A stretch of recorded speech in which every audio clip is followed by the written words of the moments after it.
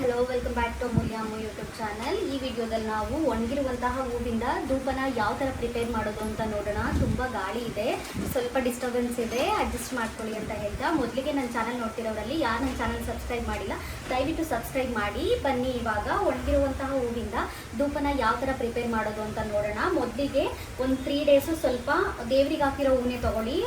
ಬೇರೆ ಕಡೆ ಅಥವಾ ಅಲ್ಲಿ ಇಲ್ಲಿ ಬಿದ್ದಿರೋದು ಅದನ್ನೆಲ್ಲನೂ ಹಾಯ್ದು ಒಣಗಿದೆ ಅಂತ ಯೂಸ್ ಮಾಡಬೇಡಿ. ದೇವ್ರಿಗೆ ಮುಡಿಸಿರುವಂತಹ ಹೂವನ್ನ ತಗೊಂಡು ನೀಟಾಗಿ ಈ ಥರ ಚಿಕ್ಕ ಚಿಕ್ಕದಾಗಿ ಪೀಸಸ್ ಮಾಡ್ಕೊಳ್ಳಿ. ಈ ಥರ ಚಿಕ್ಕ ಚಿಕ್ಕದಾಗಿ ಎಲ್ಲನೂ ಬಿಡಿಸ್ಕೊಳ್ಳಿ.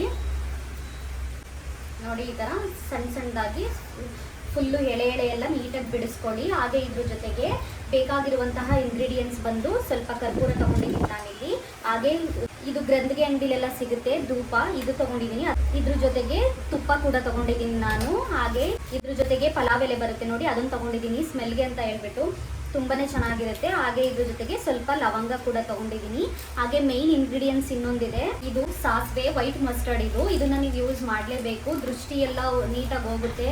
ಯಾವುದೇ ಥರ ನೆಗೆಟಿವ್ ಎನರ್ಜಿ ಏನೇ ಇದ್ರೂ ಕೂಡ ಪಾಸಿಟಿವ್ ಆಗಿ ಕನ್ವರ್ಟ್ ಆಗುತ್ತೆ. ಸೊ ದಟ್ ಅದರಿಂದ ವೈಟ್ ಮಸ್ಟರ್ಡ್ನ ಯೂಸ್ ಮಾಡಿ ನೀವು. ಇದೆಲ್ಲದ್ರ ಜೊತೆಗೆ 1-2 ಸ್ಪೂನ್ ಹಾಕೊಂಡ್ರು ಸಾಕಾಗುತ್ತೆ. ಇದೆಲ್ಲ ಗ್ರಂಥಿಗೆ ಅಂಗಡಿಲಿ ಸಿಗುತ್ತೆ ನಿಮಗೆ ವೈಟ್ ಮಸ್ಟರ್ಡು, ಇದನ್ನ ಯೂಸ್ ಮಾಡಿ ನೀವು.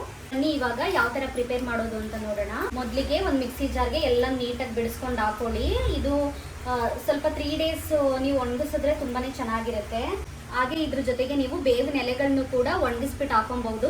ಬಟ್ ನಾನು ಇಲ್ಲಿ ಒಣಗಿಸೋದು ಮರ್ತಿದ್ದೆ, ಅದರಿಂದ ಹಸಿದೇನೆ ಆ್ಯಡ್ ಮಾಡ್ತಾ ಇದ್ದೀನಿ. ಏನಾಗಲ್ಲ, ಸ್ವಲ್ಪ ಅಷ್ಟೇ ಆ್ಯಡ್ ಮಾಡ್ತೀನಿ. ನೀವು ಒಣಗಿರೋದನ್ನ ಆ್ಯಡ್ ಮಾಡಿ. ಹಾಗೆ ತುಳಸಿನೂ ಕೂಡ ಒಣಗಿಸ್ಬಿಟ್ಟು ಹಾಕೊತಾರೆ ಹಾಕೊಳ್ಳೋರು, ಬಟ್ ಅಷ್ಟು ನಂಗೆ ಅದನ್ನ ಯೂಸ್ ಮಾಡಿ ಐಡಿಯಾ ಇಲ್ಲ. ಅದರಿಂದ ನಾನು ಹೂವು ಮತ್ತು ಬೇವಿನ ಸೊಪ್ಪು ಅಷ್ಟೇ ಆ್ಯಡ್ ಮಾಡ್ತಿದ್ದೀನಿ. ಹಾಗೆ ಇದ್ರ ಜೊತೆಗೆ ಈ ಇಂಗ್ರೀಡಿಯೆಂಟ್ಸ್ ಕೂಡ ಆ್ಯಡ್ ಮಾಡ್ತಾ ಇದ್ದೀನಿ.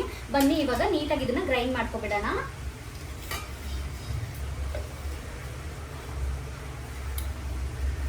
ನೋಡಿ, ಇವಾಗ ಇದಕ್ಕೆ ವೈಟ್ ಮಸ್ಟರ್ಡ್ನ ಸೇರಿಸ್ತಾ ಇದ್ದೀನಿ.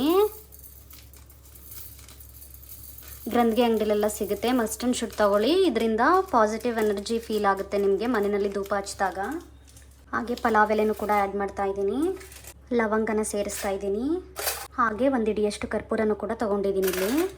ಹಾಗೆ 1-2 ಸ್ಪೂನ್ ಧೂಪನೂ ಕೂಡ ತೊಗೊಂಡಿದ್ದೀನಿ ನಾನು. ಎಲ್ಲನೂ ಸೇರಿಸಿ ರುಬ್ಲಿಕ್ಕಂತ ಹಾಕೊತಾ ಇದ್ದೀನಿ. ಈಗ ನೋಡಿ, ಈ ಥರ ತುಂಬ ಸ್ಮೂತಾಗಿ ಗ್ರೈಂಡ್ ಮಾಡಿ ಇಟ್ಕೊಂಡಿದ್ದೀನಿ. ಇವಾಗ ಇದಕ್ಕೆ ಸ್ವಲ್ಪ ತುಪ್ಪನ ಸೇರಿಸೋಣ.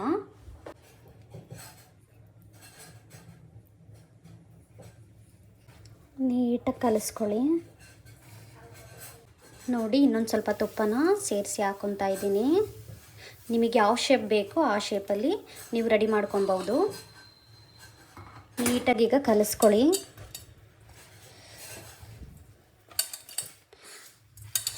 ಈ ಥರ ನೀಟಾಗಿ ಕಲಿಸ್ಕೊಳ್ಳಿ.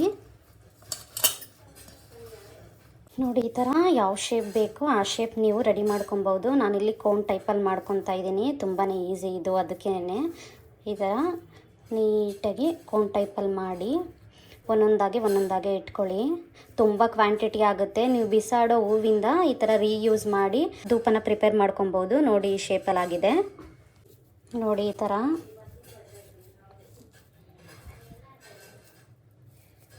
ನೀಟಾಗಿ ಕೋನ್ ಶೇಪಲ್ಲಿ ಒಂದೊಂದಾಗೆ ಪ್ರಿಪೇರ್ ಮಾಡಿ ಇಟ್ಕೊಳ್ಳಿ.